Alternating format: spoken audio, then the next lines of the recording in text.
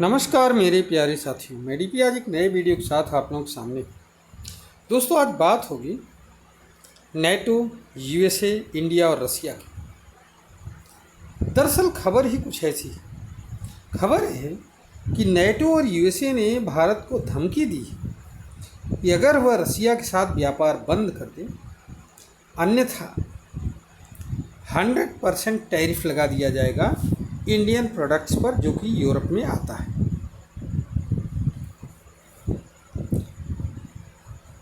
दरअसल कारण क्या बताया है? कारण ये बताया गया है कि जो भारत और चाइना आदि देश, जो भारत हुआ, ब्राज़ील हुआ, चाइना हुआ, ये सब देश जो रूस से कच्चा तेल आदि खरीदते हैं, उससे रूस मजबूत बना हुआ है।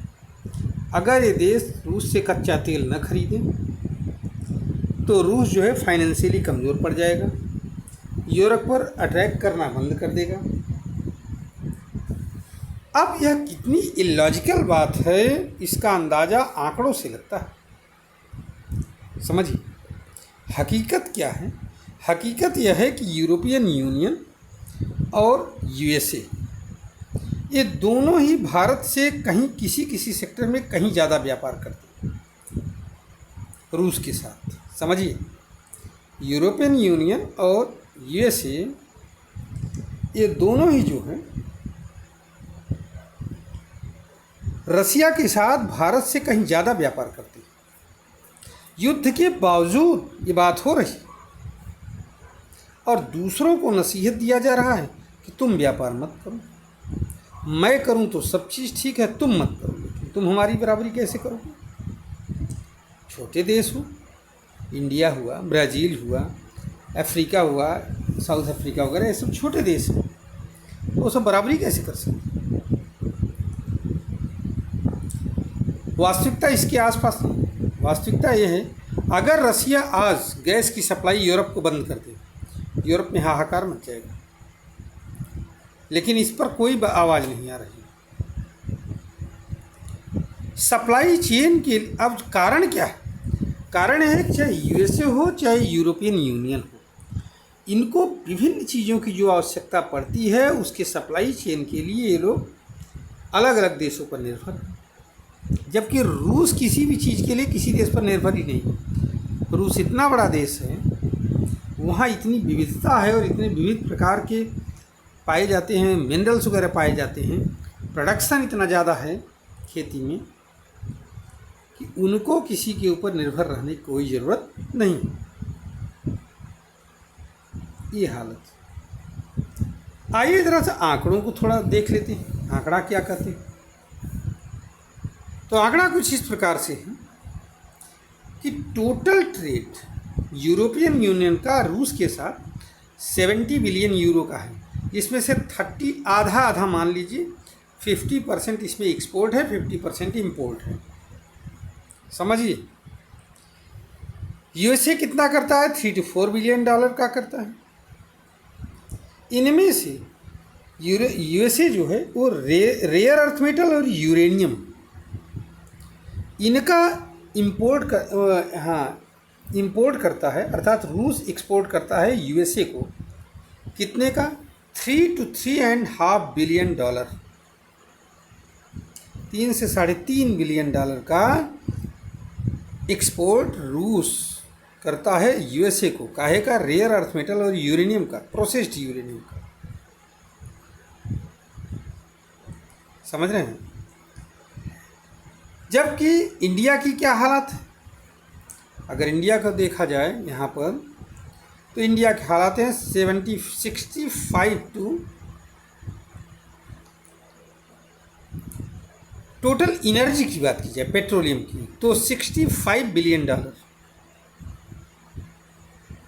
60 to 62 बिलियन मान लो, इतने का जो है पेट्रोलियम प्रोडक्ट का इंडिया इंपोर्ट करता है रूस से। समझिए, गैस की बात अब यहाँ पर कर लीजिए, तो 25 बिलियन यूरो का गैस जो है यूरोपियन यूनियन लेता है। ठीक है, किसको? वहाँ से रूस से। कहीं कहीं पर 25 नहीं, सॉरी, 250 बिलियन डॉलर का, 200 से 250 बिलियन डॉलर। फर्टिलाइज़र के केस में 1.5 बिलियन यूरो का फर्टिलाइज़र लिया जाता है रूस से यूरोपियन यूनियन के देशों के द्वारा।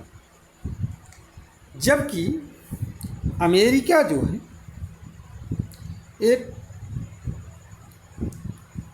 1.5 बिलियन डॉलर, और वहीं इंडिया की हालत है कि 1.5 बिलियन डॉलर का इंडिया फर्टिलाइजर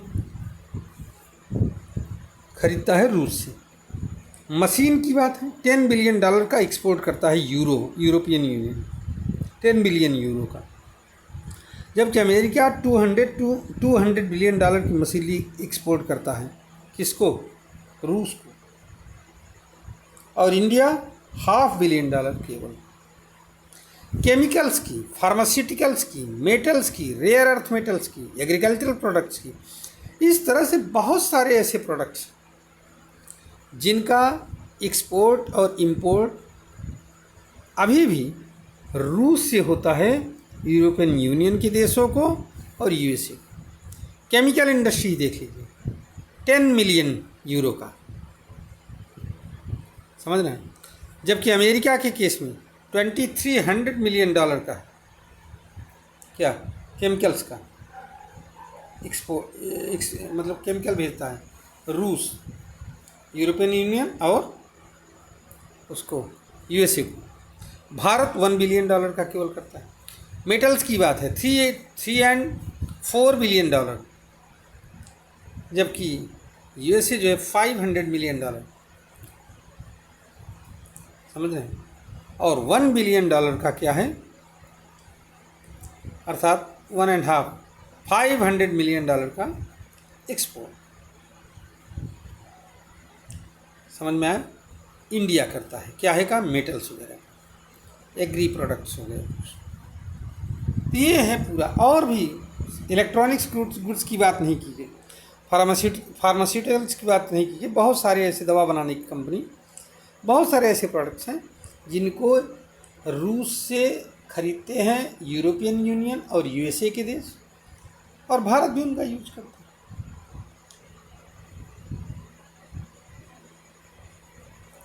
तो ये पूरा कच्चा चिट्ठा है। अब आप इससे अंदाज़ा लगाइए